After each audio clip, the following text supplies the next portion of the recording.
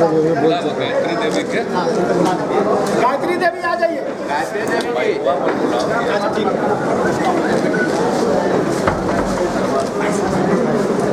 सभी साथियों का स्वागत है। गायत्री देवी भी आ रही है। ऐसे करिएगा, इतना सटी आने दो रहिएगा ना, हम लोग अपना काम कर रहे हैं।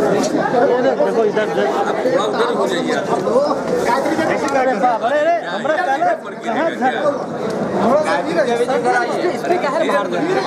इधर से अरे धक्का मेंटेन कीजिए। रवि रंजन जी तैयार रहिएगा इनके बाद। रवि रंजन जी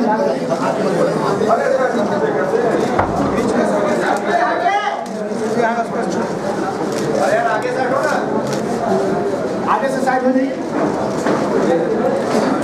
इतना कहाँ घुसा रहे हो? हमको समझ में नहीं आ रहा।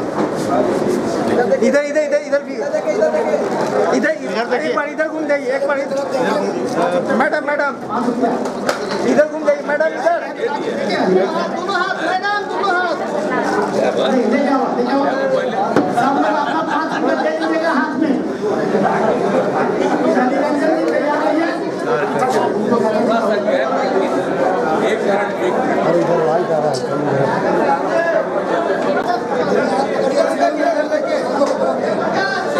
अरे आपकी तरफ देखेंगे तो बढ़िया देगा। और आ जाइए, रवि रंजन जी। रवि रंजन जी आइए। उसके बाद तैयार रहेंगे सुशील कुमार जी। सुशील कुमार जी 5 रुपये हाथ में रखे रहिए।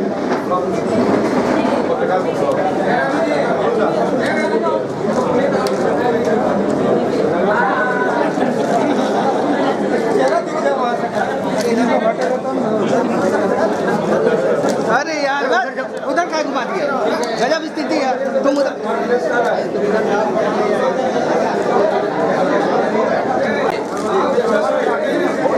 ना क्या करें?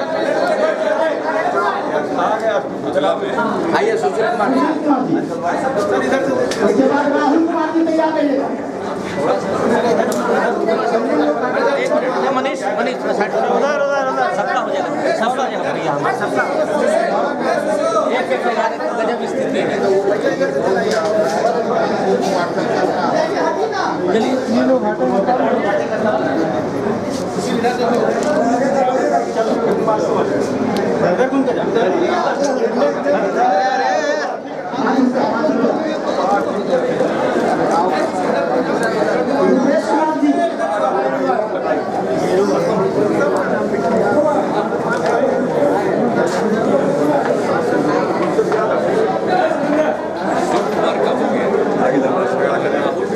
राहुल कुमार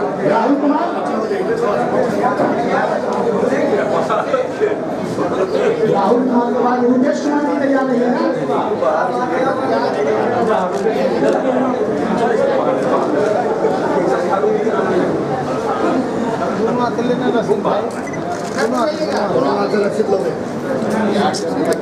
इधर अरे भाई साहब क्या कर रहे हैं? इसके बाद शत्रुघ्न कुमार तैयार रहेंगे। शत्रुघ्न कुमार जी तैयार रहेंगे।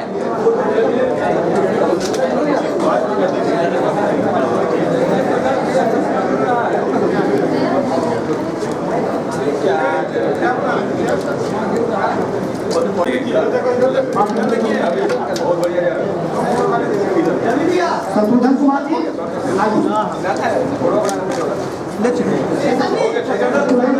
के बाद अनिल कुमार जी आएंगे।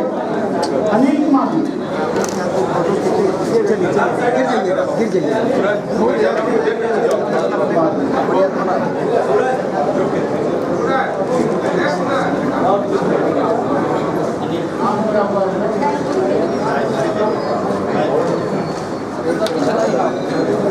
कैसे होता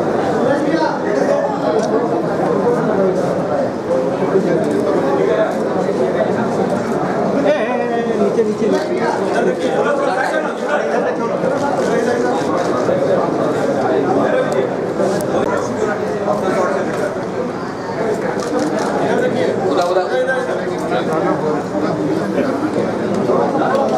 अमित कुमार जी आइए।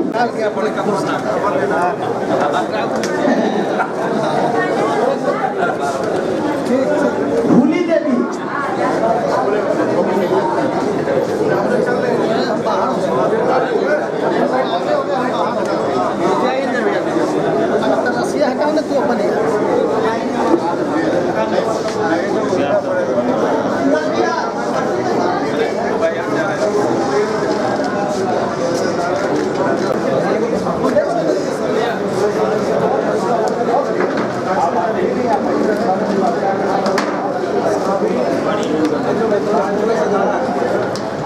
भूली देवी के बाद राजकुमारी देवी जी तैयार रहेंगी। राजकुमारी देवी जी आ जाइए। आइए राजकुमारी देवी। श्री राजन पटेल जी उनके बाद तैयार। सीमा देवी तैयार रहेंगी। सीमा देवी,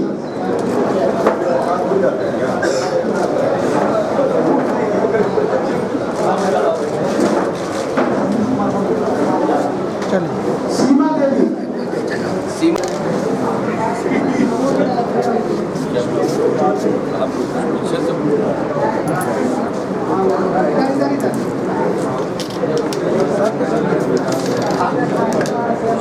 सीमा देवी जी आइए। रूबी कुमारी,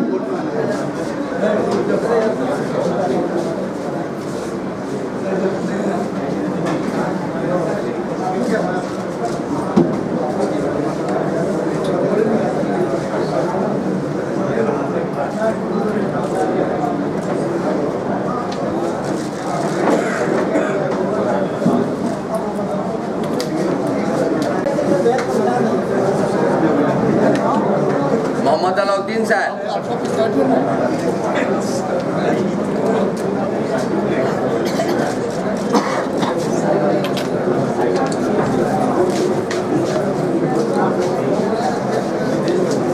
अरविंद कुमार जी तैयार रहेंगे। अरविंद कुमार, ऐसे थोड़ी ना जाए था ना क्या कर पाऊंगा, सब कराता है वो मत करो।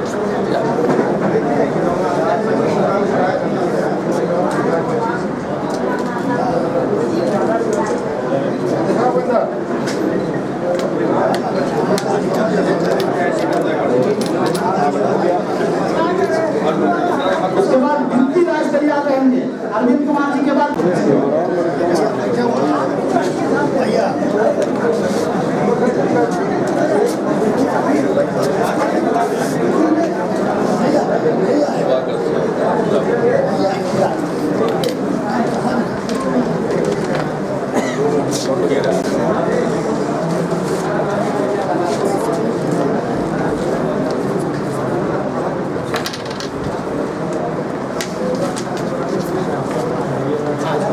चलिए अब नहीं भरिए इसमें, अभी थोड़ी भरिए।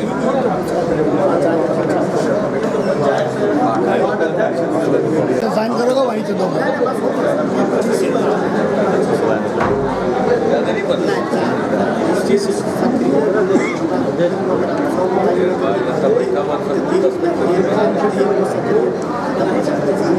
एक ही हो सकती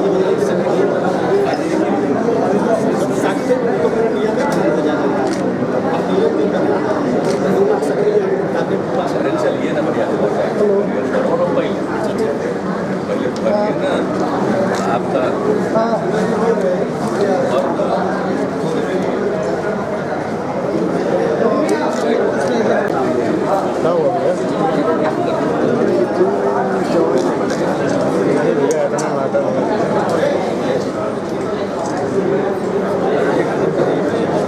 वाला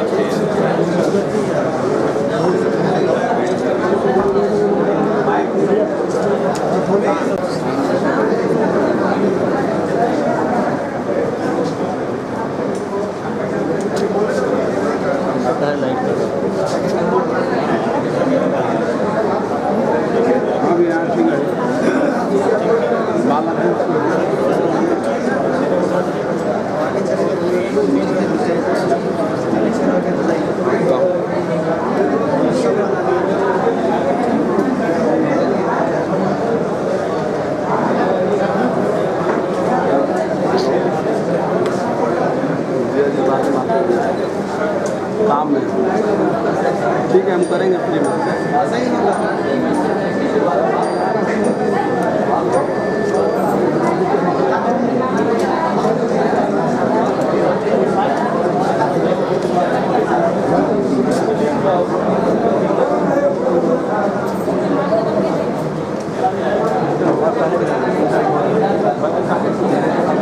ये करना पड़ेगा ठीक है, बस करेंगे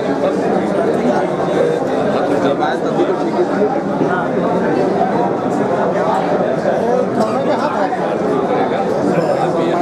करिए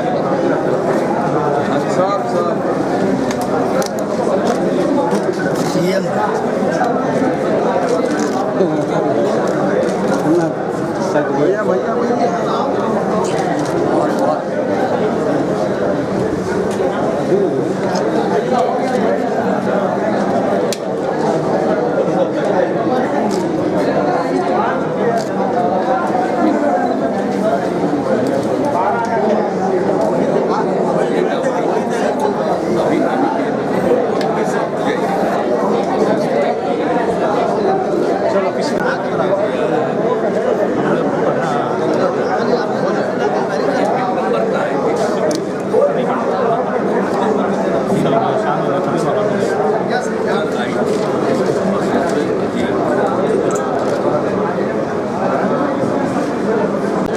ठीक है भाई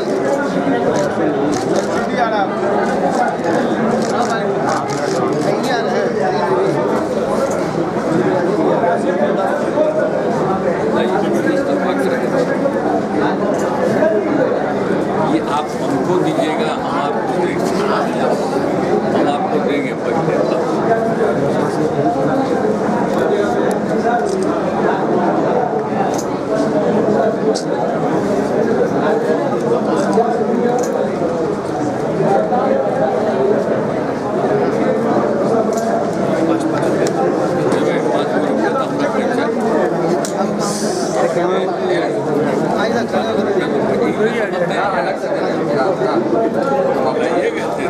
हम अपने आप इतना दीजिए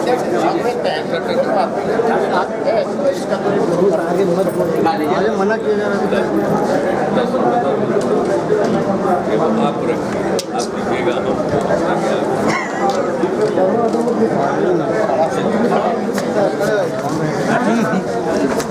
ये दीपक जी क्या कर रहे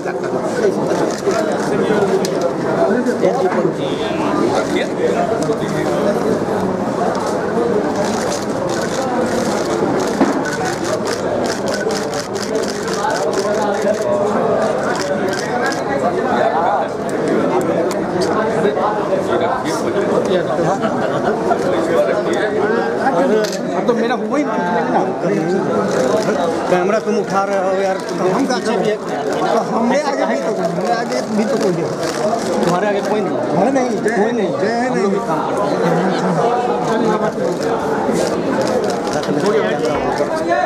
देखिए बहुत ज़्यादा बोल रही है थोड़ा सा साइड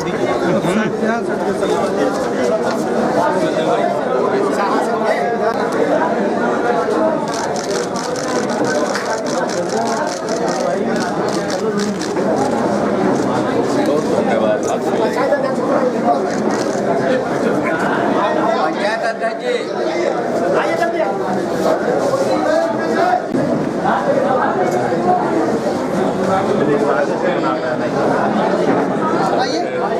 पंचायत अध्यक्ष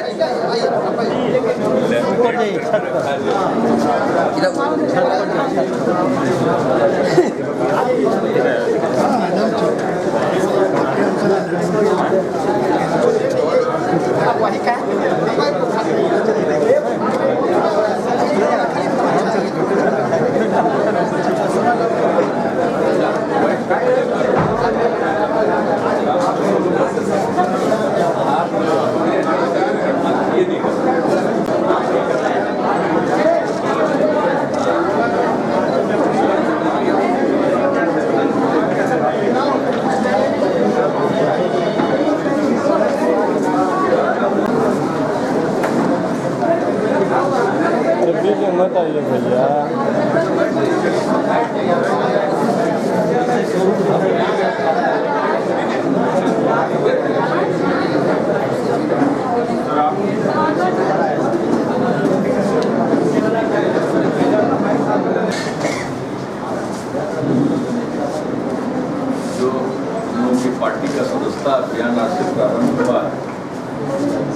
बारे में आवश्यक जानकारी वशिष्ठ भाई ने दे दी है और आज सब लोग अपने अपने इलाके में सदस्यता अभियान चला रहे हैं। शरद जी भी मधेपुरा में सदस्यता अभियान चला रहे हैं। हर लोग जो जहाँ के मतदाता हैं उस हिसाब से सभी लोग सदस्यता अभियान में लगे हैं। आज के दिन शुरुआत हुई है, विस्तृत जानकारी उन्होंने आपको दी। अभी आपने मथुरा को लेकर प्रश्न पूछा है, तो मुझको तो मथुरा की घटना पर घोर आश्चर्य हुआ। इतने दिनों से कोई मथुरा में एक बाघ को कब्जा करके कैसे बैठा हो,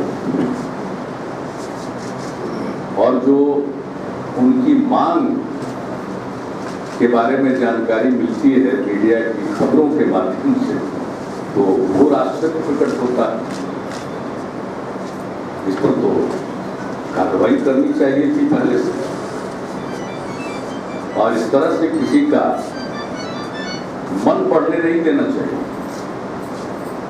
और आज जो कुछ भी हुआ है, अंत में आखिर में जब ये कार्रवाई हुई और किस तरह से हमारे पुलिस अधिकारियों को, पुलिस कर्मियों को जान देनी पड़ी, तो ऐसी हरकत की तो कोई कल्पना भी नहीं कर सकता। तो इतने दिनों तक किसी को इस प्रकार से हथियार जमा करने का, रखने का कैसे, मतलब क्या तो वहाँ लोगों को मालूम नहीं था मामला क्या था, तो मैं नहीं जानता हूँ, लेकिन घोर आश्चर्य का विषय। तो ये इंटर का जो रिजल्ट आया है जिसमें कई लोगों के टॉपर्स पर्ची आए, तो क्या आपका रिएक्शन है? एक जानते हैं सब तरह के लोग हैं समाज में। हम तो एक बार और पहले भी कुछ इस तरह की बात आई थी तो तत्काल वो जितने लोग टॉप 10 में रहते हैं उन सबका जांच करा दिया जाता है। जो टॉप 10 आए हैं कैसे आए हैं, एक सामान्य प्रक्रिया स्थापित कर दी गई। मैं तो जानकारी दूंगा, अभी तो सब चीज़ आ रही है बाहर, सब लोग कार्रवाई भी कर रहे हैं उनकी जगह पर, लेकिन ऐसे मामलों में आप जानते हैं कई तरह के लोग हैं। पिछली बार तो जिस तरह से मैट्रिक की परीक्षा में चोरी हो रही थी और उसकी तस्वीर सामने आई, तो हम लोगों ने सख्त कार्रवाई की थी। और इस बार इतनी सख्ती बरती गई मैट्रिक की परीक्षा में कि कहीं कोई चोरी की घटना रिपोर्टेड नहीं हुई। आइए दूसरी परीक्षा में इस प्रकार की घटना सामने आई है, तो इसके बारे में संस्थागत इंतजाम किया जा सकता और किया जाना चाहिए। शिक्षा विभाग अपने स्तर से कार्रवाई कर रहा, हम भी इसको देखेंगे अपने स्तर पर कि अगर एक बार ऐसी घटना घटी, एक बार पहले तो उसकी चर्चा हमने की, तो जो ऊपर के शीर्ष के श्रेणी में जो आ जाते हैं उनकी जांच भी कराई जाती है। और मामला आया था तो उसमें कठोर कार्रवाई की गई थी। और उस समय अपनी दुनिया में गए मदन मोहन झा जी, वो शिक्षा विभाग के सचिव थे, और उन्होंने ही सारी जानकारी लेकर उसको सूचित किया कि ऐसा हो रहा है। हमने कहा तत्काल कार्रवाई कीजिए, और तत्काल कार्रवाई हुई। तो इस ऐसे मामलों में मैं इतना ही कह सकता हूँ कि किसी को बख्शा नहीं जाएगा। और ठीक ही है अगर एक आध इस प्रकार की घटना सामने आ गई है, तो जैसे पिछले बार मैट्रिक की परीक्षा में चोरी की कराने की एक तस्वीर के चलते इतना ज़्यादा उस पर एक्शन लिया गया कि इस बार चोरी की घटना नहीं घटी। तो अब ऐसी कोई घटना आ गई है तो आगे से मैं नहीं समझता हूँ अब इस प्रकार की किसी चीज़ की गुंजाइश रहे। तो इसके लिए हर स्तर पर देखना होगा, प्रारंभ से ही। और मैं समझता हूँ कि न सिर्फ कैंसिल करना आदि आदि, इसकी पूरी जांच होगी और इसमें ये क्रिमिनल मामला भी बनेगा मेरी समझ से। और उस एंगल से भी इस पर कार्रवाई होगी। छूट किसी को नहीं दी जा सकती है इस प्रकार की कोई धांधली कर ले। तो अभी तो सारी बात सामने आ रही है, उसकी जांच चल रही है, तो हम देख रहे हैं। तो मुझको पूरा भरोसा है कि शिक्षा विभाग इस पर पूरी मुस्तैदी से काम कर रहा और करेगा। और ये एक इसको कहिए कि नजीर के तौर पर सामने आएगा और इसमें जिम्मेवारी फिक्स की जाएगी पूरे विभाग के अंदर भी, बाहर भी, और उसके अनुरूप तो कार्रवाई होगी ही। लेकिन जो ये वाकया हुआ और जिसके प्रमाण मिल रहे हैं, तो उसके बाद इस पर क्रिमिनल एंगल से भी इस पर कार्रवाई। आप झारखंड गए हुए थे, यूपी गए हुए थे, और महिलाएं वहाँ पर कई जिलों में सड़क पर आ गई शराबबंदी को। आज जैसे देवघर में यूपी के कई जिलों में सड़क पर महिलाएं आ गई। ये बड़ी खुशी की बात है। और आप जान लीजिए कि पूरे देश भर में शराबबंदी की मांग हो रही है। महिलाएं और अन्य सामाजिक संगठन पूरे तौर पर सक्रिय हैं। कई जगहों से मुझे पत्र आते हैं, मैं उनका उत्साह वर्धन करता हूं। और जब से बिहार में शराबबंदी हुई है, देश भर में शराबबंदी के लिए अभियान चलाने वाले समूहों में, महिला समूहों में, अन्य सामाजिक संगठनों में एक उत्साह का भाव आया है, उनका मनोबल ऊंचा हुआ है। और वे हर जगह, झारखंड, यूपी, राजस्थान, महाराष्ट्र, सब जगह, जिस राज्य का नाम लीजिए, सभी जगह लोग अभियान चला रहे हैं। और मैं समझता हूँ कि इसको नकारना अब किसी के लिए संभव नहीं होगा। मैं तो आदरणीय प्रधानमंत्री से यही कहूँगा कि जिस गुजरात के वे मुख्यमंत्री रहे, उस गुजरात में शराबबंदी बहुत पहले से लागू है, गुजरात के गठन के समय से ही लागू है। और उस शराबबंदी को आपने भी जारी रखा था, तो इसका मतलब है कि आप शराबबंदी के हक में। तो वैसी स्थिति में उन्हें शराबबंदी के लिए प्रयास करना चाहिए। और सबसे पहले भाजपा शासित या वैसी सरकारों में, उन राज्यों की सरकारों में जिसमें भाजपा शामिल है, उनको तो तत्काल शराबबंदी लागू करवाना चाहिए। और ऐसा वो करेंगे तो इससे वातावरण बनेगा। उनको मालूम है बिहार ने लागू किया, केरल ने उसके पहले फेज वाइज लागू करने का निर्णय किया, तमिलनाडु के चुनाव में सब दल के लोगों ने कहा। और जब अन्ना डीएमके की पुनः सरकार बनी है, तो उन्होंने शराबबंदी की दिशा में कदम उठा दिया। तो हर जगह इस बात को लेकर चर्चा है और लोग चाहते हैं। और शराब बुरी चीज है, और बिहार में इसको लागू करने के बाद यह साबित हो गया है कि इसको लागू किया जा सकता है। और जो राजस्व की क्षति की बात करते हैं, इस प्रकार की सामाजिक बुराई को समाप्त करने के लिए इस प्रकार का त्याग करना जरूरी है। और मैं तो समझता हूं कि यह त्याग भी नहीं है, यह जरूरत है, वक्त की जरूरत है। और अगर सरकार को कुछ राजस्व की क्षति होती है, अगर शराब पीना बंद हो जाए, तो लोग जो शराब में खर्च करते हैं तो और बहुत ज्यादा। अगर बिहार में 5,000 करोड़ का राजस्व आता था, तो मिनिमम 15,000 करोड़ का शराब लोग पीते होंगे। तो जब 15,000 करोड़ रुपया लोगों का बचेगा, तो बेहतर काम में खर्च होगा। और जब बेहतर काम में खर्च होगा, तो पोषण के क्षेत्र में, स्वास्थ्य के क्षेत्र में, शिक्षा के क्षेत्र में, आहार के क्षेत्र में, वस्त्र, हर प्रकार की जो जरूरत है, उस क्षेत्र में लोग पैसे लगाएंगे, पैसा खर्च करेंगे, तो बाजार भी फैलेगा। और सरकार को तो प्रत्यक्ष और अप्रत्यक्ष कर की प्राप्ति होगी, तो और विकास होगा।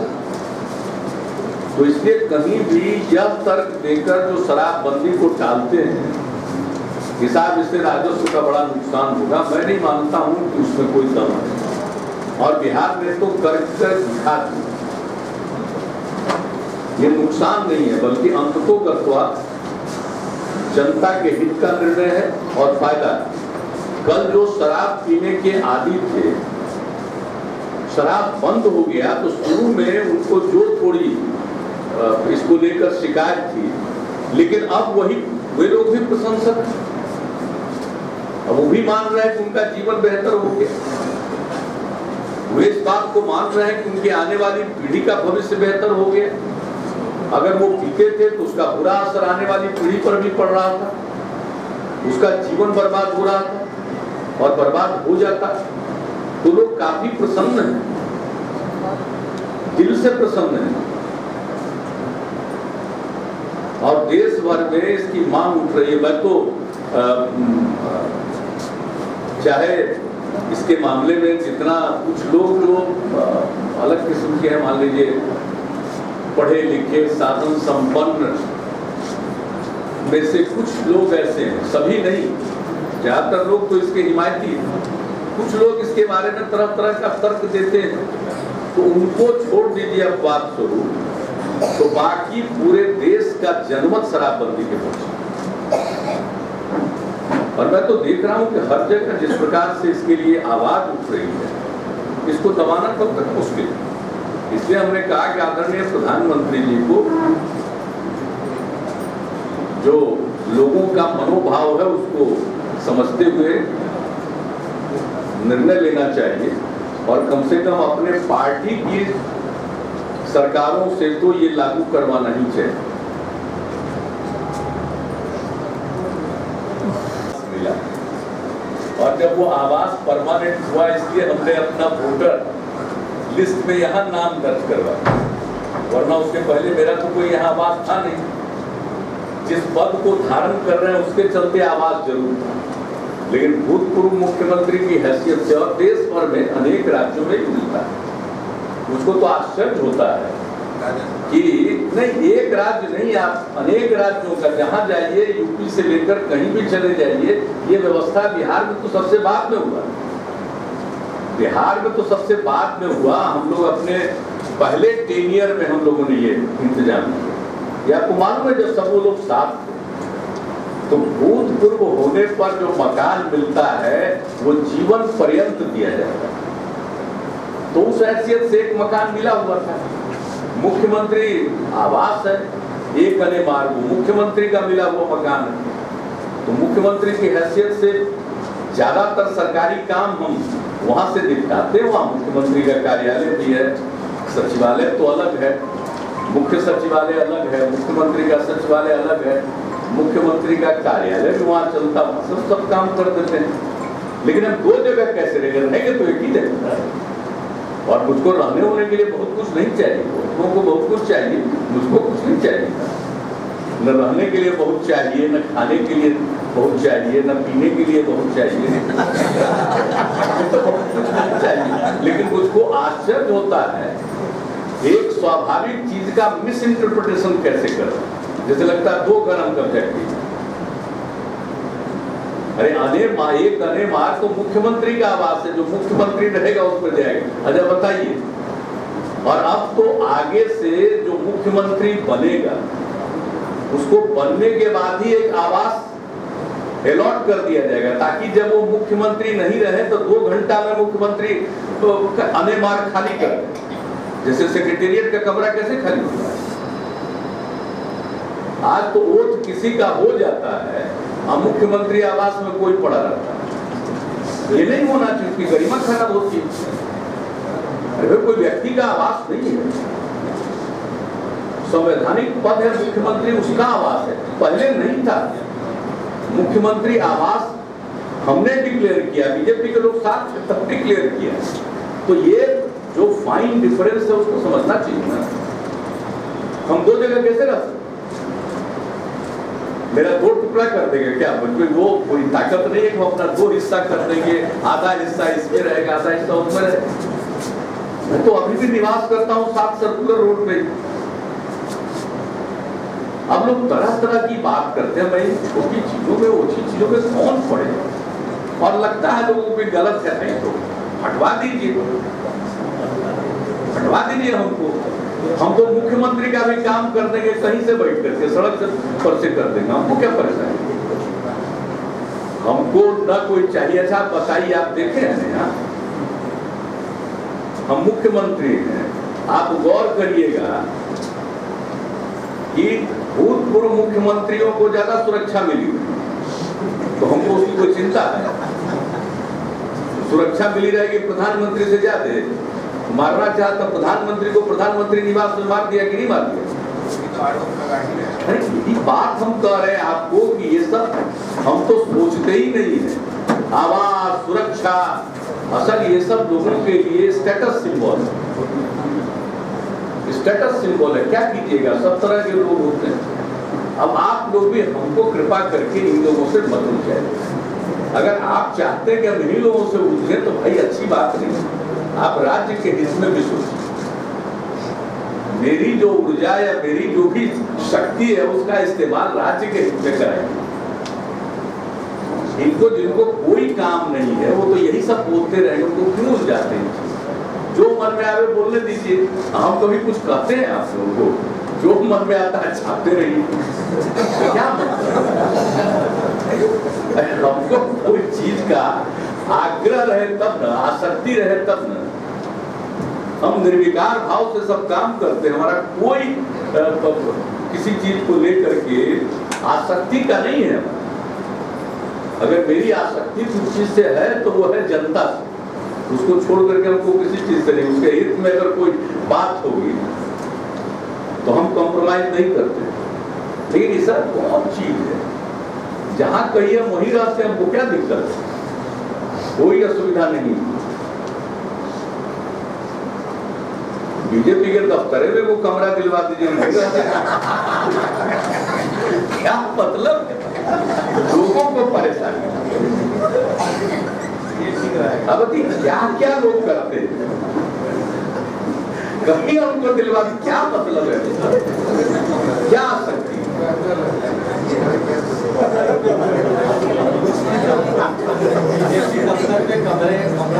सरकारी ना है जी, निजी है किसी का वो, ये निजी है। आप बताइए, ये भी तो हम ही लोगों की सरकार ने किया ना। फर्स्ट ईयर में सारे पॉलिटिकल पार्टी को, रिकॉग्नाइज्ड पॉलिटिकल पार्टी को ऑफिस के लिए स्थान दिया। तो ये हम लोगों के लिए, हम लोग का तो फ्लैट वाला, बंगला वाला तो नहीं करना है। सबका किसी का निजी है। तो वैसे ही जैसे बीजेपी को पार्टी को दफ्तर मिला हुआ है तो पार्टी का दफ्तर हो गया, उसी तरह से भूतपूर्व मुख्यमंत्री को कोई घर मिल गया तो भूतपूर्व मुख्यमंत्री का है। अब उसको क्या करेंगे? मुकदमा को हम ऊपर जाएंगे तो लेते जाएंगे, क्या है साहब? और राज्य का पता कर लीजिए, जैसा अगर कहीं होता होगा तो 2 मिनट में छोड़ देंगे। हमको मेरे ऊपर इस तरह की बात करना अनावश्यक, इसका मतलब है कि आपको कुछ मिलता नहीं। चले, सुशील मोदी जी को क्या घर भी है अपना, मेरा तो कोई घर भी नहीं है। वो रह ही रहे हैं पोलो रोड, कौन मकान है ना और पोलो, वो अपना घर में हमको दे दे किराया पर, रह जाएंगे वहां जाए पोलो रोड में रहते ही हैं तो अपने घर पर क्या के लिए रह रहे हैं? उनका निजी घर है, किराया पर हमको दे दीजिए, हम रहेंगे वहीं, छोड़ देंगे हम। अरे कुछ वैसे आप जाइएगा तो सरकारी निवास उन लोगों को में उनको रहना ही नहीं चाहिए जिनको अपना घर, यहाँ जिनको अपना घर नहीं है उनके लिए सरकारी आवास है ना, क्या रहते हैं।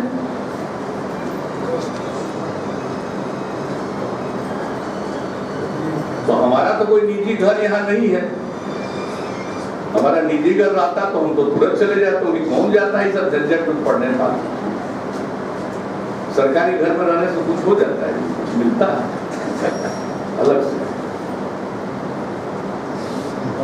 तो हम लोगों का तो कुछ है ही नहीं।